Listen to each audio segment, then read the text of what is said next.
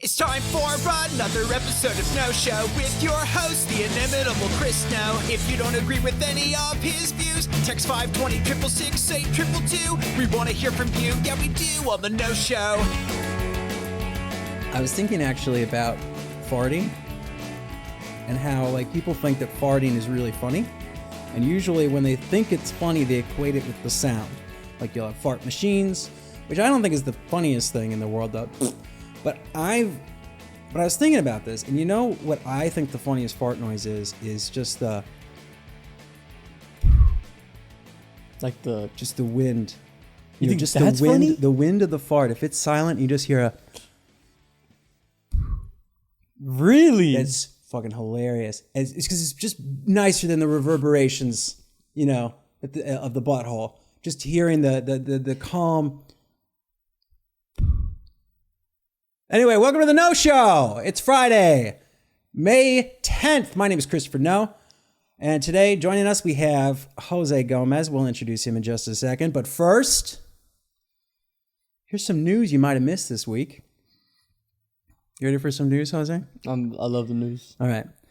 Former Nickelodeon producer Dan Schneider is suing makers of Quiet on Set for defamation, saying the documentary implied he was a child abuser. In his suit, Schneider claims the only child he's guilty of abusing is little Debbie.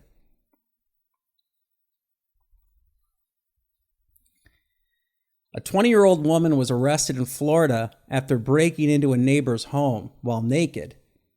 At least that's what the neighbor told his wife what happened. I'm sorry, these are not hitting for me. You did so good the first time. Elon Musk is warning that America is headed towards extinction and urging people to have more children to fight off population collapse. Coincidentally, this is also what Elon messages his matches on Tinder. That was all right. That was good, I guess. In Washington, an escaped zebra was finally captured after 6 days on the run. The zebra is now facing an additional 25 years to his sentence after violating the court's 3 stripes rule. Why you keep looking at me for your reaction? These are like dad jokes right now. And finally, South Dakota Governor Kristi Noem made news this week after bragging about shooting her dog. When asked by critics why she felt she had the right to end her 14-month-old pet's life, the pro-life Republican answered, "My puppy, my choice." Oh my God, I can't. I'm laughing more at you than the jokes themselves. All right, well, today on the show, I'm here with Jose Gomez. Jose Gomez is a Mexican-born American prelate of the Catholic Church, currently the archbishop of Los Angeles. He was also the first person of Hispanic descent to hold both positions of president and vice president of the United States Conference of Catholic Bishops. Thank you for joining us today, Jose. Yeah, thank you. Yeah, if you look at my name, that really is what I pop up as. That's who you are. Yeah, it's crazy. Yeah. Anything God-related you want to know? I would love to talk about the Catholic Church. What do you think about it? So I've been reading a little bit about Jamestown, and so they were talking about Protestant British people. They were Protestant English were the people that founded America or whatever. Now Protestant is an offshoot. Everything's an offshoot of Catholicism, but the difference being that Protestants are like forget about any writings after the Bible or any church doctrine after the Bible. It's just we just go by the Bible. The Bible is the word. Mm-hmm. And so that's why they hate Catholics. Oh, I didn't know that. But I read this, is it called the didache? It's like a first century Catholic, or Christian, I guess, document that, Protestants are not supposed to fuck with it. Catholics, okay. But when I was reading about abortion, and people were citing the didache, and I was like, are you Protestant or what? Like, you shouldn't be citing anything but the Bible with your arguments about abortion. But they're like, no, the didache says it's wrong. And I'm like, since when? I didn't even know about this book. But apparently, if you corner a pro-lifer about abortion, and you say, where in the Bible is it against abortion? They fucking quote the didache. What is the didache? It's a first sentence. It was made in 100 AD by some fucking guy who wasn't Jesus. And it says in one of because they amend the amendments or the commandments. So they have more commandments in the didache, and one of them is abortion is murder. That's interesting. I've never heard of the didache. I know. But if you get into a deep conversation with a Christian about abortion, they might bring up the didache. Now you know something. I'd be interested to hear someone say, well, the didache is this. Well, we talked about abortion. Yes. The last time we talked. Yes, we did. When we were talking, you said that you saw a Steven Crowder video. Yes. And that changed your mind. It made it in the sense that it made you want to look more. Yeah. Now, and then you said what I like about Steven Crowder is that he puts his sources or what you're he cites. Yes. Now, so when you're listening to commentators who are or pretend to be experts, they will cite, but that doesn't mean what they're citing means anything. Yeah, you're trying to say they just threw a site there. They threw. Yeah. I watched that video, Jose. Wait, which one did you watch? I started because there were 4 changed my minds about abortion. Yeah, because I don't even know which one The first one was really boring, and I was like, I can't see how Jose made it through this one. Yeah. Because it's just one person and it's really boring. But then I watched, you said the 4th was the one you watched, and I watched that and I go, okay, I can see this is a little more exciting. Yeah. But then I watched that, and because you're right, he does cite or whatever. Yeah, yeah. But then it's all bullshit. Everything he's saying is bullshit. So what did you find in this? Because I'm guessing you went to the sites, right? Well, you know how he kept, because in the thing he was there was this one thing that really stands out, because he said it multiple times in multiple different changed my minds. He said, he was saying that we went to an abortion clinic where we met someone 34 weeks or 32 or 37. He changes it a couple of times. That was 32, whatever, got an abortion, no questions asked, right? And you should watch that video. We posted that video. You should watch it. He's always saying, you should watch it. It would really open your eyes, right? Now, they're not going to watch it because they don't give a shit. But I did. I watched it. And that video, that video is the biggest piece of shit I've ever seen. So what happens in the video? Well, okay. Yeah, it's let me try to explain this in a way, the best that I can, in the shortest way I can. So they get someone who's about, let's just say she's 6 months pregnant, whatever. She's the spy. They rig her with a camera. She goes into the abortion clinic, right? To have a consultation, right? And you never see the consultation. So when he says no questions asked, you never once seen a doctor. There's never an exchange with a doctor ever. This is all, the entire video is in a waiting room. I see what you're saying. No, I see what you're saying. Yeah. So she's in a waiting room, and there's this woman in the waiting room who says that she's 32 weeks pregnant. She's I think I'm 28, but they're saying 32. And she keeps talking, and she keeps talking about how she's unsure whether or not she wants an abortion. And she starts listing scary things that happen during abortion. And at some point you're is this woman really there to get an abortion? Or is something else going on here? Because what happens is, and they should have cut this out of the video. I don't know why they included it, but they included a moment where the doctor or the nurse comes out in the waiting room, talks to those 2 girls that are talking to the one girl, and they're like, "Hey, did she say anything weird to you guys or anything?" And they're like, "Oh no, we're just having a conversation." He's like, "Okay, because lately we've been having trouble with some anti-abortion people coming in, sitting in the waiting rooms and talking to the people, trying to scare them." Yeah, I've heard of stories so like that. So apparently this is a tactic. So all they did was film a woman who's obviously doing this. Because you never, and because they were just well, and then one woman, when Stephen was telling her about this, was I don't know her situation, so I don't want to talk about it. And then Stephen was I know her situation. I know all about it.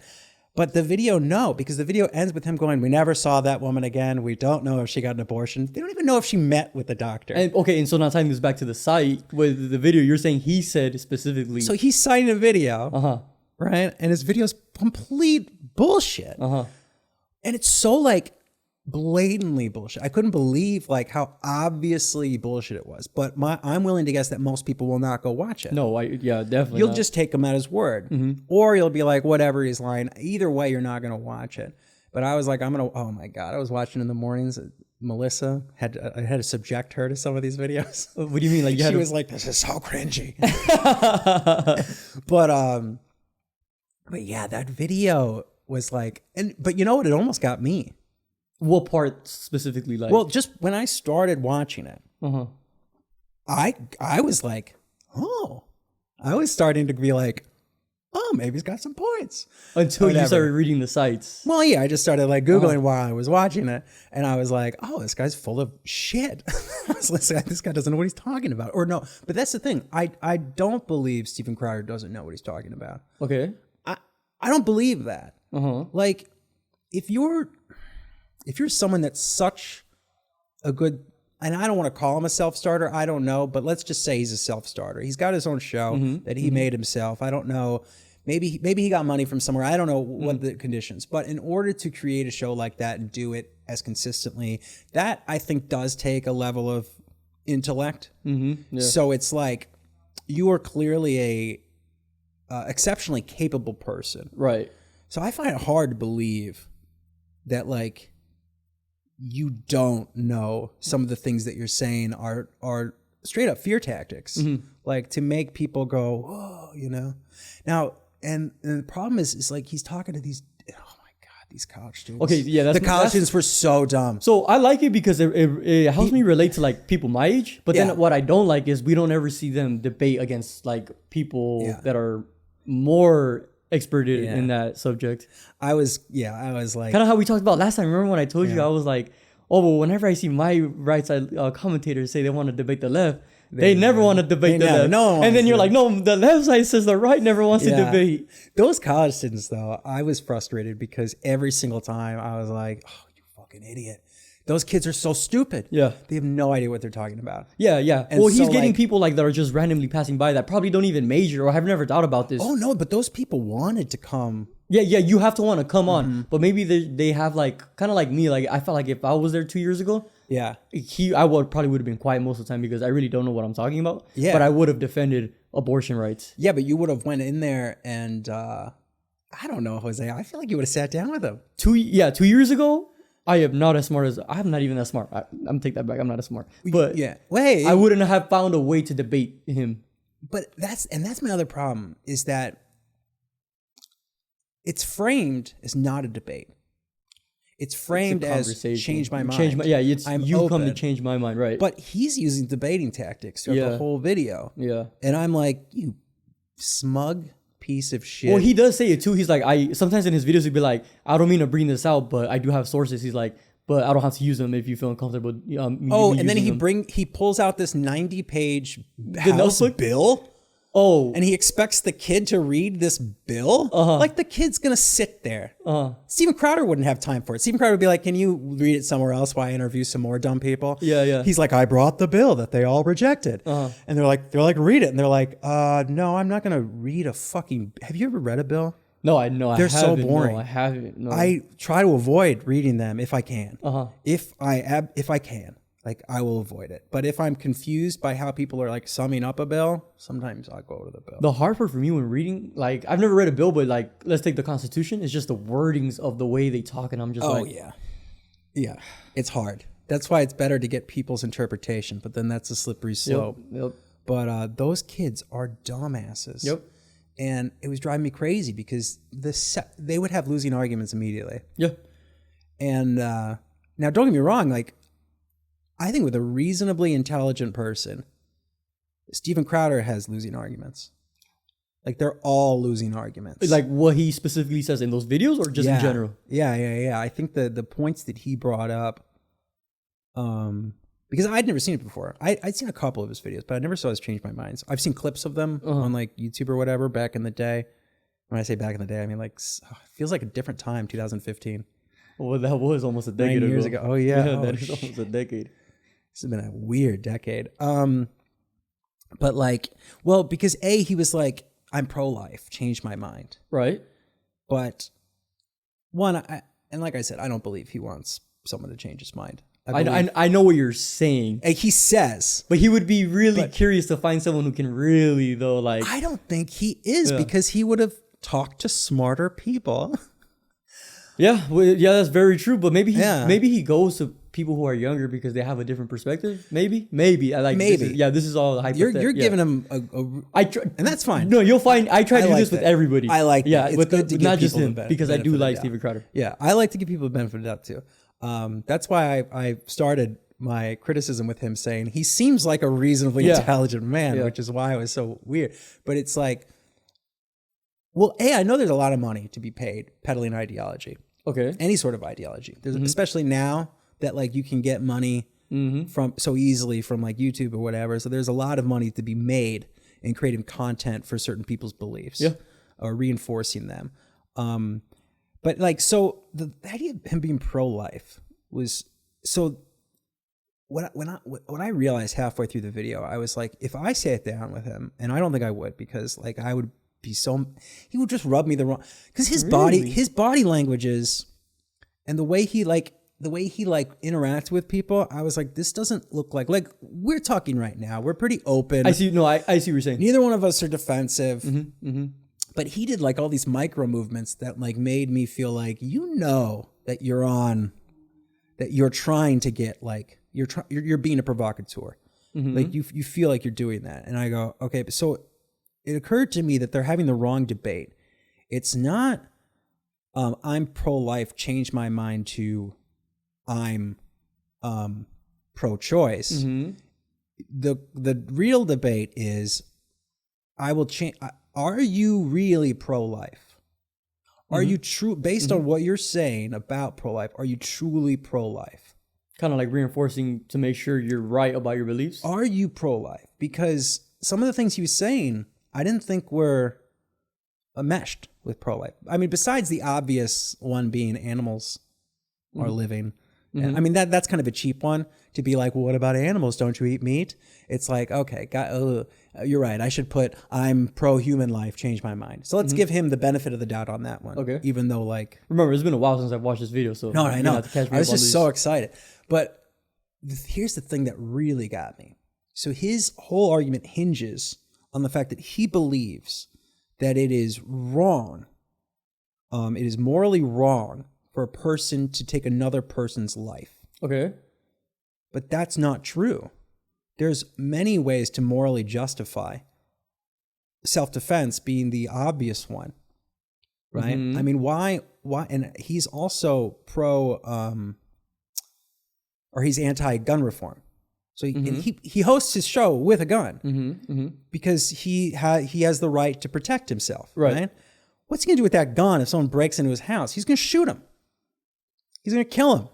Why? Because there are some instances where it's morally justifiable for a person to kill someone. That's a good question. Yeah, that's a good setup. It just is. Like, and also, and when you extrapolate that into abortion, there are morally, and he even concedes this because he says, okay, let's just say in the sake of rape and incest, he'll concede it. So he's already saying that there are circumstances where it's morally justifiable. Right, but because he said, yeah. And I mean, I believe there are more than just those two exceptions. I believe there's a lot of exceptions to where it would be morally justifiable to perform an abortion. And my whole thing is, I think there are enough exceptions to not make it illegal. Okay. There are enough exceptions to moral justifications for it that it should be legal. Like, now that doesn't mean it shouldn't be regulated.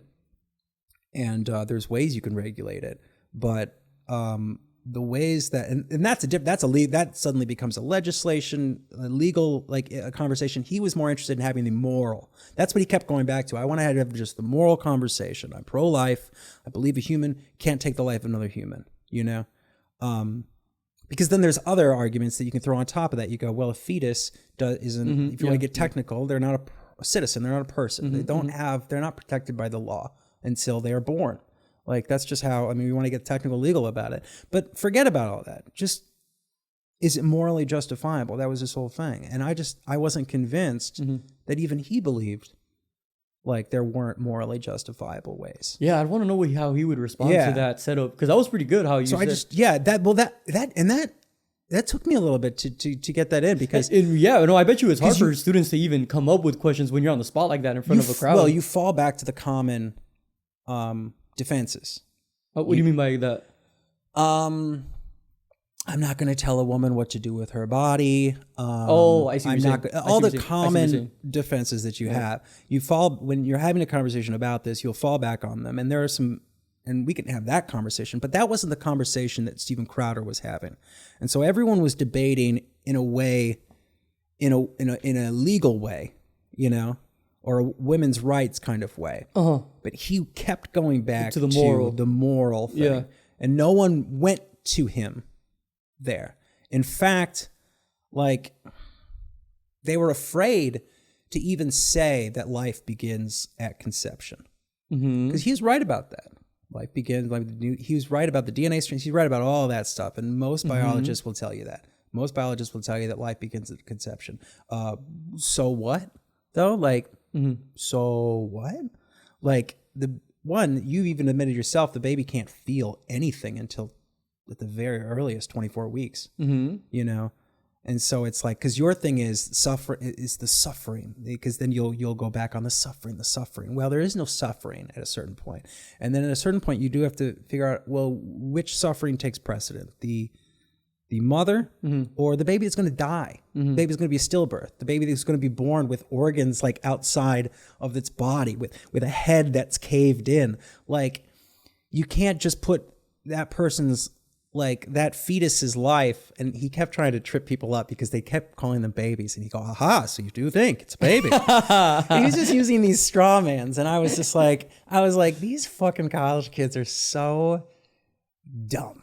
And they couldn't, and I was like, agree with him. Start the conversation by agreeing with him, because what he's saying is true. That is true. Yeah.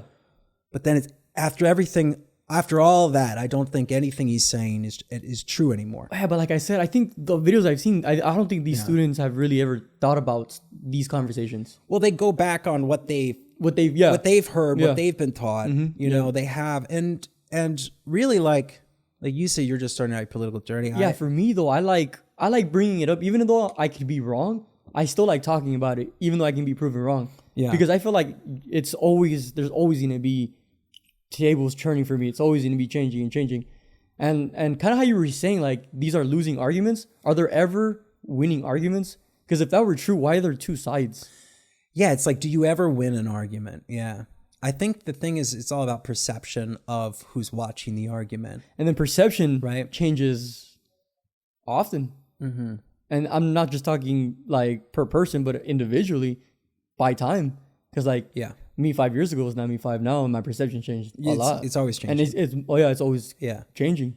Yeah, and it's like it's like one of those things where it's weird. It's like an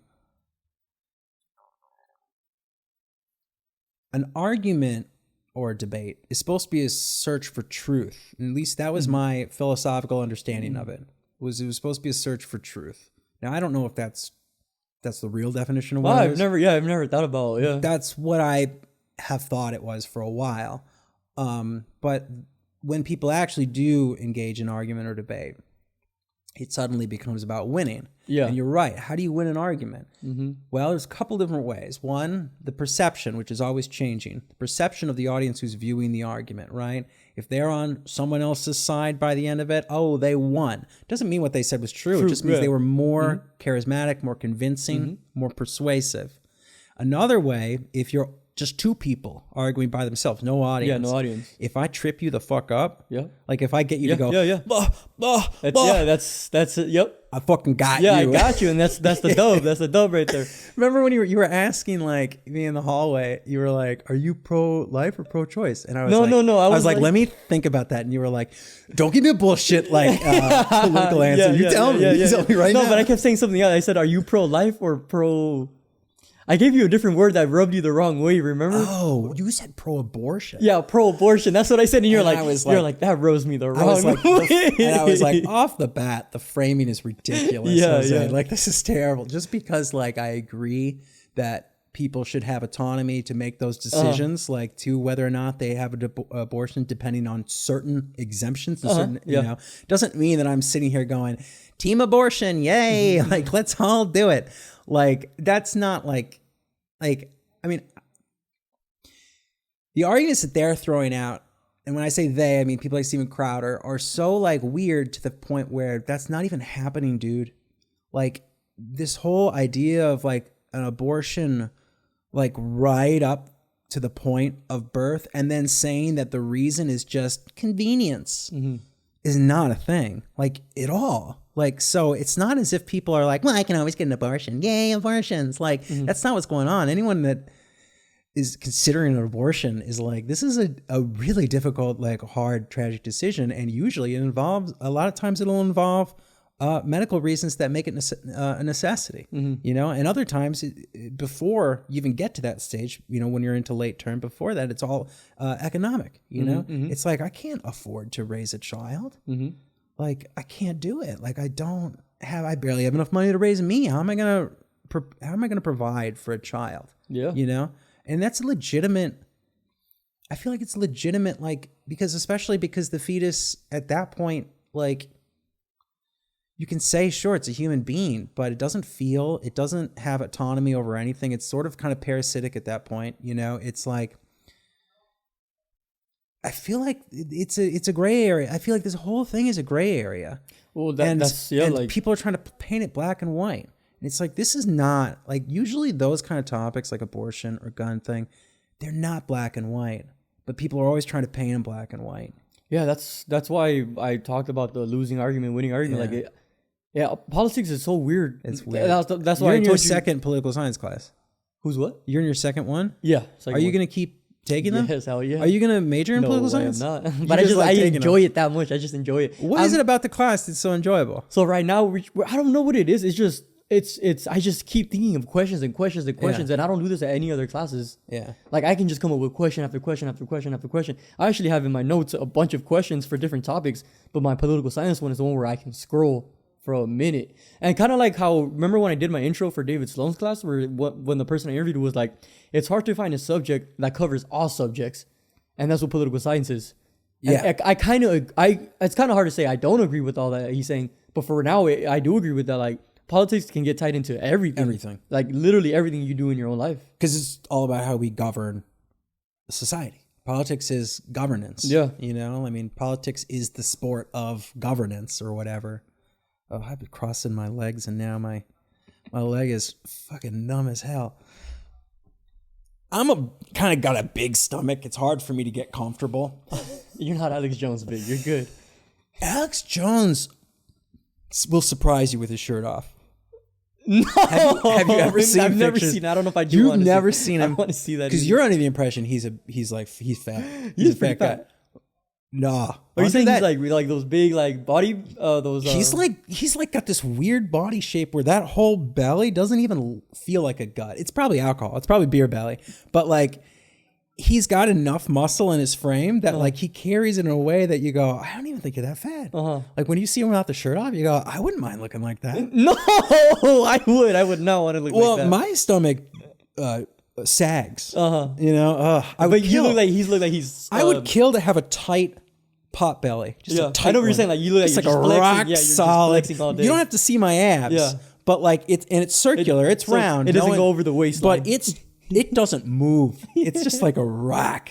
He's like built like a rock. Well, a lot of body. Like Ford Tough. Well, have you seen bodybuilders? I'm talking about like World's Strongest Men bodybuilders. Oh, you're talking about the ones that have like the protruding abs or whatnot. But they are fucking strong. Arnold has a couple things to say about that. Oh, what does he have to say? I saw a TikTok where Arnold was talking about that. And he was just like, that's not true bodybuilding. You know, who wants to look like that? You know, it's like, because he's from an era where it's like, you want a strong torso, but you don't want it to be like poking out. You want it to be defined and thin. You want it to look like a triangle, like Da Vinci. You don't want to be like a reed or a rod. Well, when you're looking at Arnold Schwarzenegger bodybuilding, it's all about aesthetics and how you're gonna look. Like you said, the Da Vinci, you want that triangle. But then when you look at lifting, like real lifting, those aesthetic builders cannot lift anything close to what those real when it comes to just like strongman competitions or whatever, those people are like dragging airplanes, lifting boulders on their Those men are crazy.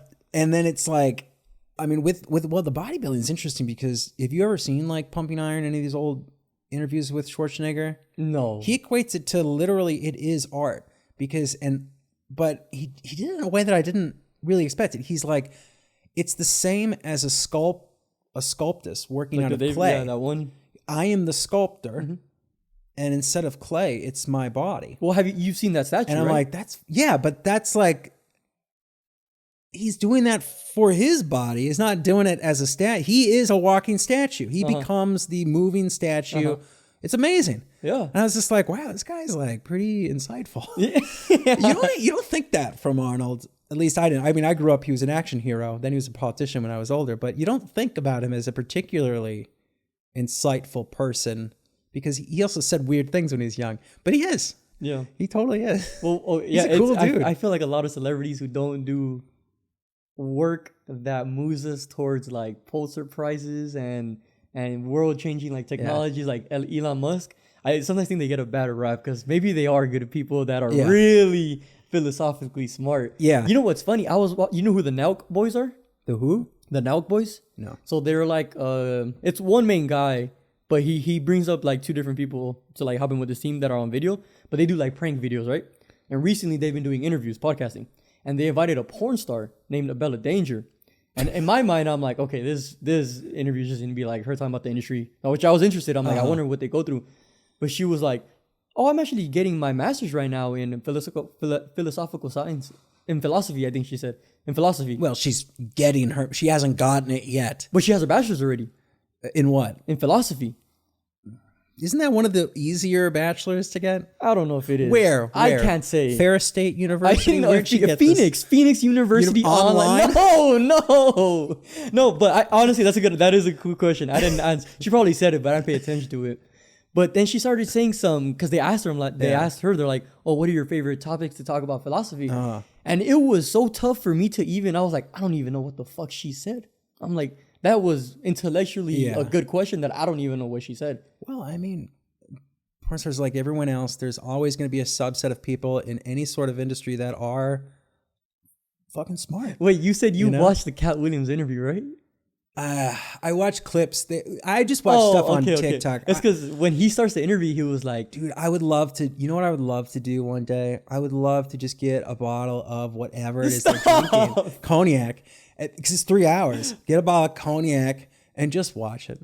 You should. Drink with them. Yeah, you'd be like, oh, he's making more sense now. I think it'd be great. But wait, what about him? No, it's because he does say in the interview, as Shay is getting to know him, he's like, I was the smartest in my class. He's like, I got people to come to me and try to take me out of school and put me in a prestigious program because I was one of the smartest men out there. He's like, I was reading these books when I was only like 8 years old. What and books? They're like big books. The Hardy Boys? Hey, don't laugh. Hardy Boys is actually a tough read. I don't even know what that is. Hardy Boys is a tough read. That's legit. Like, you think people go, oh, that's for kids. No, it's not. Keep going. Sorry. No, I don't know what the Hardy Boys. I'm gonna look that up later. You never heard of the Hardy Boys? No. I know Jeff Hardy and Matt Hardy. What about Nancy Drew? You heard of Nancy Drew? No. Boxcar Children? Nope. You're so young. Why? What are these books about? Wait, what were you saying about Cat? No, so Cat, how I was trying to tie it in with how I was telling you sometimes they get a bad rap. Yeah. Well, that's what I was going to ask you. Do you believe Cat Williams was speaking the truth when he said that he was actually this future prospect of being like a scholar? Okay. But you have to watch the interview. No, it's an interesting question because I do think I saw that clip, and you're asking me if I believe it. He sold it. I'll give you that. Yeah. Everything he said on that, I bought. I bought everything. So it's like he's very persuasive, very charismatic. But I mean, did he? I don't know. But hey, I'll believe it until someone says he's full of shit. And so, okay, that's funny for you because when do you watch videos and you're like, all right, yeah, I'll take it at face value, versus when you're like, oh no, let me dig into this. Ooh. Yeah. Well, I mean, I don't know, but it's like if it's something that I think is like important to know about or is interesting, I'll do some research on it. Like you wanted to talk about Trump trials today, or you thought we might. Yeah. Well, you had asked me like, oh, what should we talk about? And that is of interest to me. So I did like read up on it, and when I say read up on it, I will look at I'll find podcasts first. Like I'll go to podcasts is that how you, this is how you study your research? How you start your research? For this, I'll go to podcasts first, just to get a general idea. And then I'll go Googling after I've wrapped my head around what these podcasts are telling me. I'll go Google and just try to make sense of it all. Right. Make sure what I'm it's like reinforcing things. My own validation of making sure I make sense of what's making sense. Yeah, because it's like, okay, I've heard the podcast. I think I know. I'm at that point. I think I know. Right, right. Yeah, you're at this. Yeah, and then I go, oh, God. And suddenly, I texted you that appellate court decision. Yep. And you're like, what the fuck am I doing? I'm reading this 60-page document in the Washington appellate courts about Trump. This is insane. But it's like you just find yourself there and you're like, oh, and you're in that valley and you're like, well, yeah. And then at some point, you just stop. Yes. You just go, okay, I'm done. and then for me, it's like, cool, I learned this, right? I know some. I know we're here. But is this important to my life? Like, is this changing anything for me? Wait, I am interested. Are you following the trial at all? What made you say that was something that you wanted to talk about? Well, it's interesting because, as you know, I'm a podcaster, right? So usually I like to get people to come on and talk about it to me. Yeah. And the last thing that I remember studying was maybe 2 weeks ago was when we were talking about it, about how he went to court for inflating the prices on his hotels, I believe is what it was. Oh, yeah, that was the New York trial, the disgorgement trial. Right. The civil trial. And then this past weekend, I was like, all right, let me look into it again. And then I'm like, oh, shit. He's on trial for something totally different right now. In New York, though. The Stormy Daniels thing, right? Yeah. And I thought that was already done with, though. Like, I thought this is something from the past. No. That's being tried now. I mean, they booked the trial at some point. He had to come in, but now we're in the trial. Yeah. So, but yeah, that's because wasn't there a trial regarding that involving his lawyer Michael Cohen? He went to jail. Oh, because Michael Cohen was had an indictment or a trial or whatever. Okay. And he went to jail for like a year because of the whole Stormy Daniels thing. Oh no, I didn't know this. Yeah. Wait, why did he go to jail though? Like, what specifically did he do that made him go? So, I assume, by what I know of this case, and I don't know the Michael Cohen case very well, but I assume it's probably pretty much the same, is that they falsified business records to conceal hush money payments. Okay. Now, making a hush money payment isn't against the law. Even really concealing it is a misdemeanor. But when you're concealing it and they can tie that to a larger crime, like election fraud or election interference, if they can do that, if they can convince a jury that these things are, what's the word? Interfering? Meeting in the... Colliding? Collide. They're in the same sphere. Yes, yeah. Then that's a felony. They can charge you for it. They can convict you for a felony. And so right now they think that Stormy Daniels, him getting her to be quiet through money, was for a political motive? The political motive being, well, we don't want this to get out. It could sway the election. Even because the election razor thin margin. Really anything. Yeah, really. Anything could sway it. So if you're now that doesn't mean it would have swayed it. Right, yeah. I think there was enough things coming out that added to the dumpster fire. Right. I'm not entirely sure it would, but the idea is, could you make an argument that it did? And I think you could. I was going to say, from what you've seen, I think you can make that argument. How far into the thing are they? Who's gone up to? In the third week, I think. What's her face? They interviewed the National Enquirer guy. They interviewed Hope Hicks, which the name rings a bell. I forget. She's involved in the Trump administration. She was involved in the Trump administration. I think I saw. She's kind of like an insider perspective of how these deals went down and stuff. Maybe she worked with Cohen. I don't know. And they got someone named Keith Davidson, who was he's a lawyer that handles like celebrities. and their weird, the all the money they're, because sex tapes come out. And so lawyers would be like, let's bury that sex tape. And usually people want money. So they negotiate those kind of things. So this was a guy negotiating with Trump and the Inquirer because his client, Stormy Daniels, had a story. And the only way to bury that story was to pay her for that story. Right. Because you're going to get paid for that story. Someone's going to pay you. Right. So what you do is you catch and kill. You go, okay, we're going to pay you for this story. That way we have the story. And then we could do what we want. We're not going to run it. Yeah. We're going to catch it. We're going to kill it. And that's like practice for a lot of like celebrities or whatnot. And that's what Trump was doing with multiple stories. So where do you see that where an argument can be made? That he committed a crime? Yeah. Well, like I said, if you're falsifying business records as a misdemeanor, if you're falsifying business records to conceal like a larger crime, election fraud, it doesn't matter what I think. If I was on the jury and I heard some of the stuff I was hearing, I might be inclined to vote guilty because it does seem like it was very intentional. Like it wasn't like just something because I think his defense is like, oh, I was just trying to protect my family from knowing about this. Okay. But it's like, I don't think that's it. Think he's lying? No one else thinks that in his orbit. No one thinks that in his orbit. They go, no, it was for the election. It was for the election. He marked it as like legal funds. That's not a legal fund. That's a hush money payment, And so from what I've heard, and Michael Cohen went to jail for the same thing. So if Michael Cohen goes to jail, well, yeah, let's get Donald Trump in jail. I find it exciting just to put him in jail. I think it would be so cool to have a president in jail. And I don't understand why more people don't want, because for the longest time, as long as I've ever lived, people hate lawyers, they hate politicians, they hate our government. They're like, they're all a bunch of corrupt bastards. Well, here's one who's so blatantly corrupt that it's hard to look away. I don't think they see him as a politician. I know, but it's like, if we can't get him, we can't get anyone. It's like, and wouldn't it be nice we finally got one of the bastards?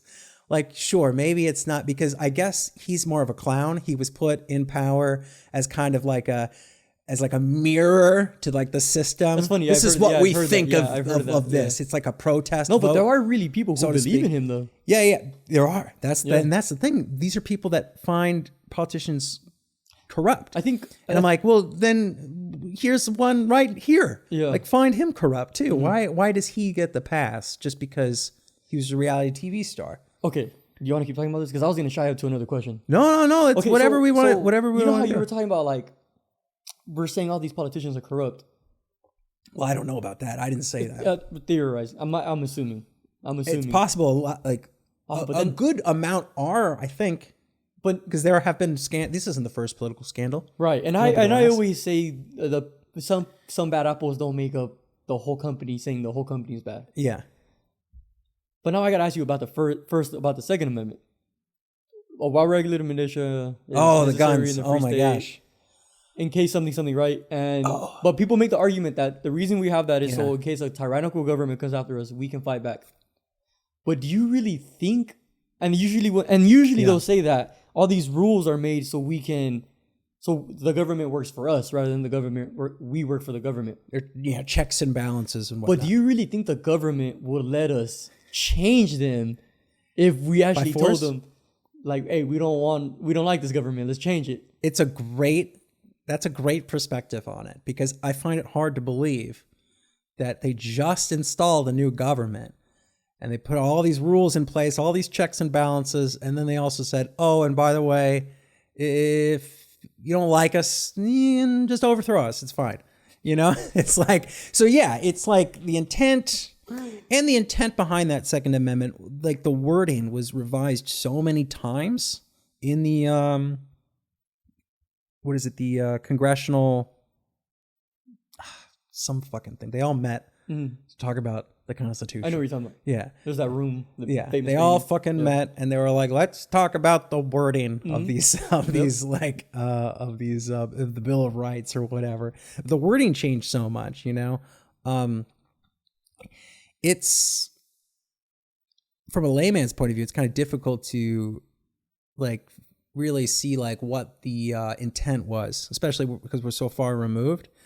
But I mean, I have read a couple of books that suggest that a lot of legal scholars aren't buying the idea that that's what they had in mind. Instead, the well-regulated militia that they're talking about, and I'm trying to remember this, is what we know today as the National Guard. So it's the state army. I see. So, because, you know, because each state has a National Guard, you know. I don't know how the National Guard works. This is just what I read, and I think this is it.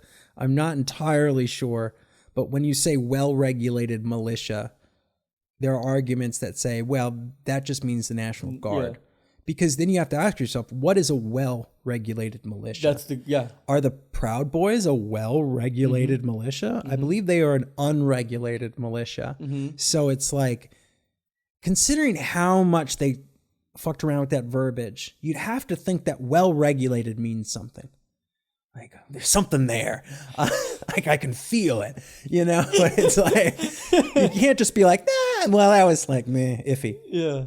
What they really meant was anyone could start a militia as long as it's well-regulated. Reasonably regulated. Like, let's not, like, yeah, so it's like, it's a weird, that's another, like. That's funny because I asked ChatGPT, I'm like, why is it so confusing and so open? And she's like, well, the founders, how do you say it?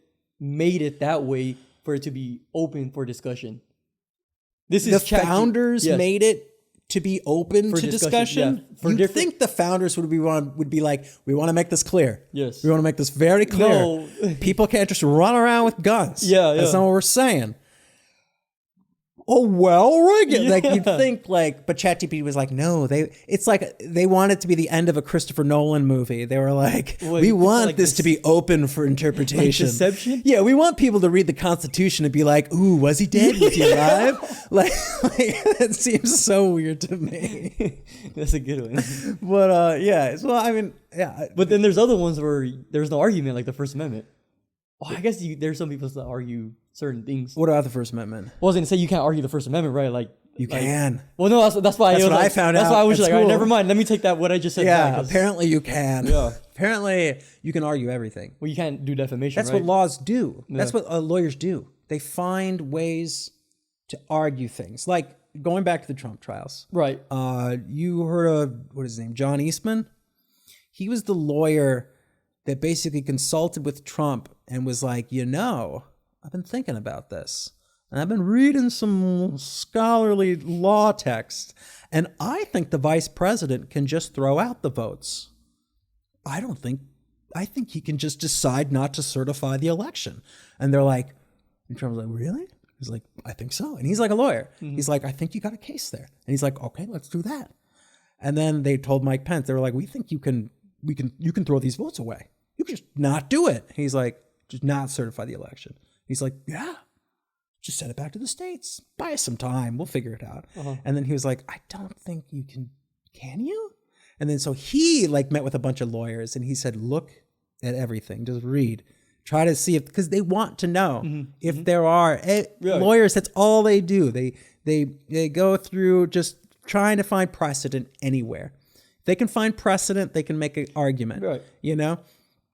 And then it's up for, then if they have precedent, they can appeal if they don't like the decision, and then the Supreme Court has to set a new precedent. But then apparently those lawyers came back, all Pence's, and they were like, yeah, we're not buying that one. I don't think.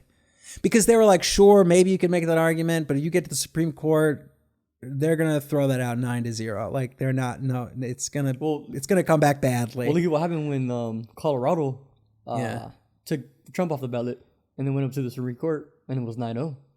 It was 9-0 to put it back on. Yeah. Yeah, I don't know what the circumstances of with that. It did. I think I heard about it a little bit. It seemed like a stretch.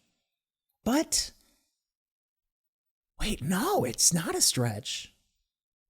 Because what was it? It was they invoked an amendment that said if you are part of an insurrection, you cannot run for office. Yes. And then a whole bunch of people were throwing different. That makes sense. Yes, and then. But he hasn't been convicted of any of that.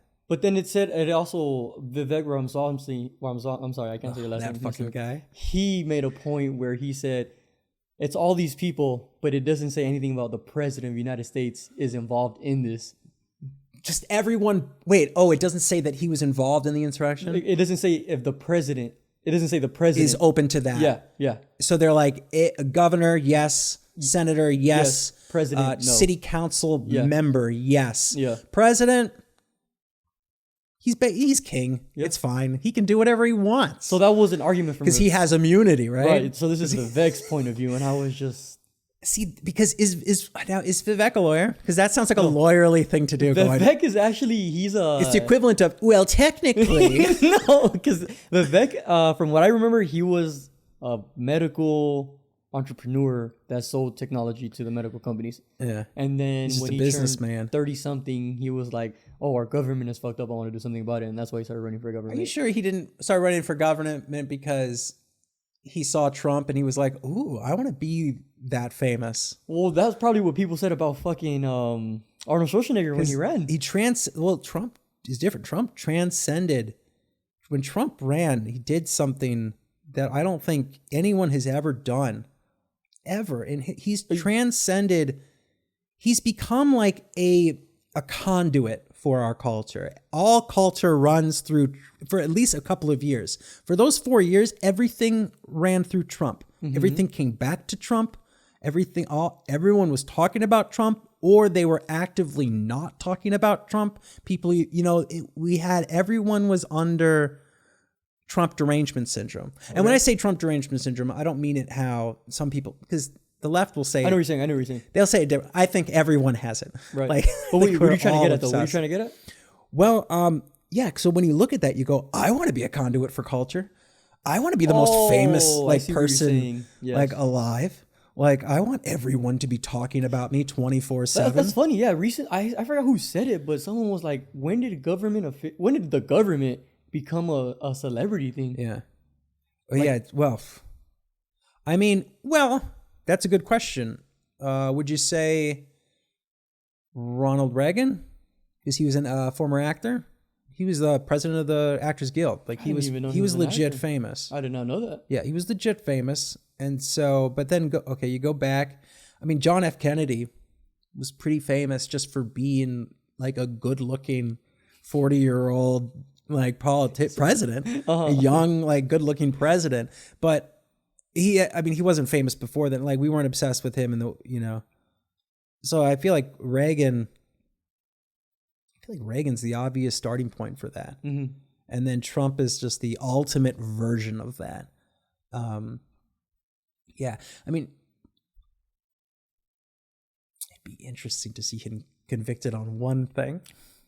They're throwing a lot at him, and if they can get him on one thing, like they got Al Capone on tax evasion, they can just get him on one fucking thing. That's why everyone's just like, is the Stormy Daniels that big of a deal? Is it even about the insurrection? I'm like, all these things are about the insurrection, in the same way that tax evasion was about getting Al Capone for. They weren't trying to lock him up for tax evasion. Mm-hmm. They were locking him up because he was a murderer, a racketeer, a mobster. Yeah, but is how it stuck. That's how they did it. Yeah. They were like, we got him on the fucking taxes. Do you think? And so here they're like, we got him on the porn star. We did it. No. Do you think you could handle all that stress, like of being a high? I'm gonna say just the word celebrity. That's the first word I come up with. Just being that high profile. Oh. Well. He's been high profile throughout most of his life. Well, yeah, because of his dad. So it's sort of normal for him. But what, you not coming from that background, you don't think you can handle? No. Not even. I think it would destroy me. Destroy you? It would freak me out. That would be more like 7%. Dude, yeah. It would be 9. Melissa will tell you. Melissa will be the first one to tell you that when I went viral for the TikTok, I was kind of freaking out. Why? It's just weird. I have so much anxiety to begin with, right? And what happens with fame is it compounds everything. It takes everything that you're already going through and ramps it up to like 20. So if you're in a position where people like know who you are, like suddenly all your anxiety, like imposter syndrome, all these things like, people are out to get me, all these like dumb delusions that you have that are just minor, suddenly become very extreme. Mm-hmm. And so you just want to like run away or whatever. But I mean, So, and then imagine turning that up, because that wasn't even that much. I was going to say, yeah, I feel like it's not like your neighbor was like, or your whole, where you're at. Now imagine turning that up. Like, imagine walking out and just. I would just, I do what they all do. I just buy a compound and live at the compound. Yeah. Isn't that what Joe Rogan does now? He just lives at his compound now. Oh, no, I'm not sure on that one. Does he? I don't know. Does he? Didn't he just buy a compound? I'd be so sad because I'm so used to like going to the market, walking down the street, I like that. I like that life. Well, maybe you move to another town. Like Calabasas? The Hidden Hills? Like, not even in Southern California. Maybe go up to Oregon or something. I don't know. Some town where you can just live your life. That's what I was thinking. Like, I was like, wouldn't it be nice if, like, because remember there was that period of time where Britney was like, there was the Free Britney movement and people were being really insane about Britney Spears again. And they were just like, free Britney from her or whatever. And I was like, wouldn't it be nice if we could just take Britney, put her in a small town in Washington, and we all just agree for a year, leave her alone, just to leave her alone and not pretend like we don't know who she is. Just everyone get in on it. Everyone pretend. Just give her a year of normalcy. The opposite of the Truman Show. Wouldn't that be so nice? Just to like, yeah, exactly. And everyone's in on it. Everyone's like, I will not stare. I will not ask for a picture. Yeah, wouldn't it be just great? And it's just like, at some point, do you think Trump's like, wouldn't that be great if I could just go up to Bend, Oregon? I feel like, yeah. I think the same way we can't even fathom what that feels like, same thing for them. Like, they can't even fathom what our lives go through every day. Because he's got to want to be loved.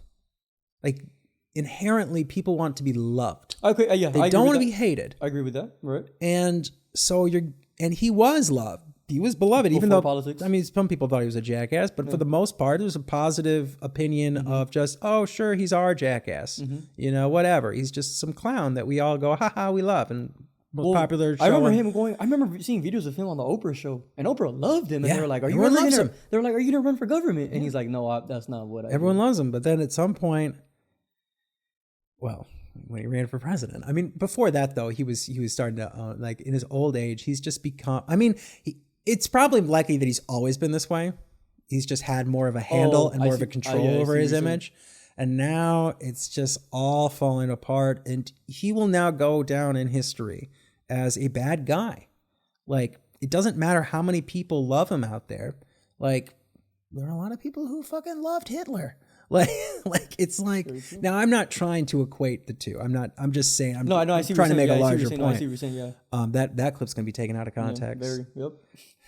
You see what Chris said? Some people really like this. This is what the left thinks. Yeah. Exactly. So it's like, he's going to go down as bad, generally bad. Mm-hmm. History will not be kind to him. Trump hit aside, what did you think about the shoes?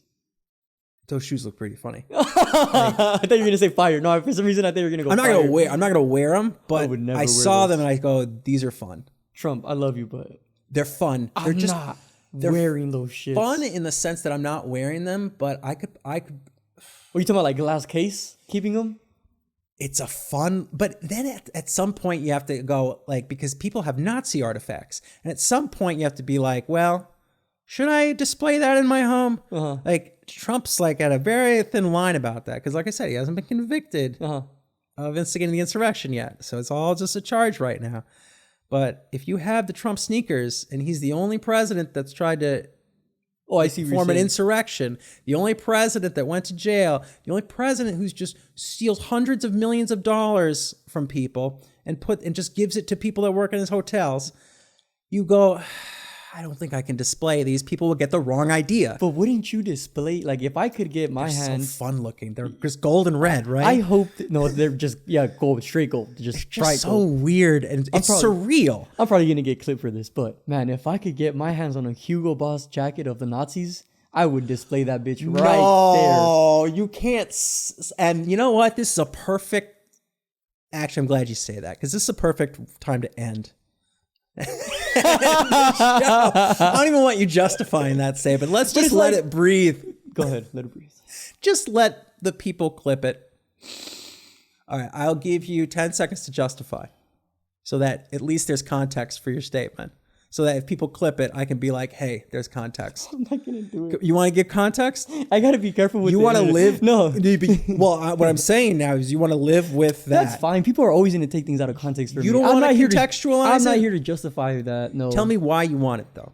It would be like a historical, what's the word?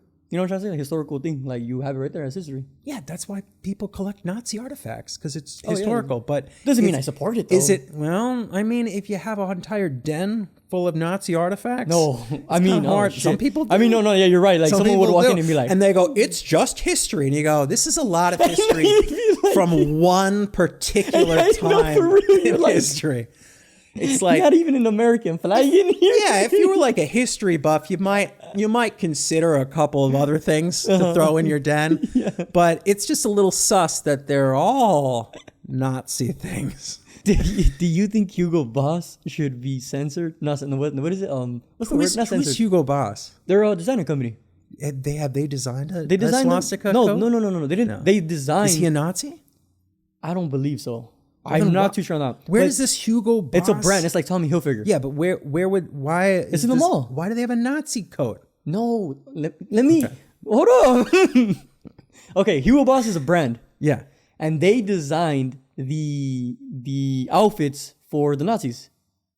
Yes, and so that's why I'm asking. Like, so should they be canceled? Yes. Of course, they clothed the Nazi. You know, they would have been. They would have been easier to kill without those clothes.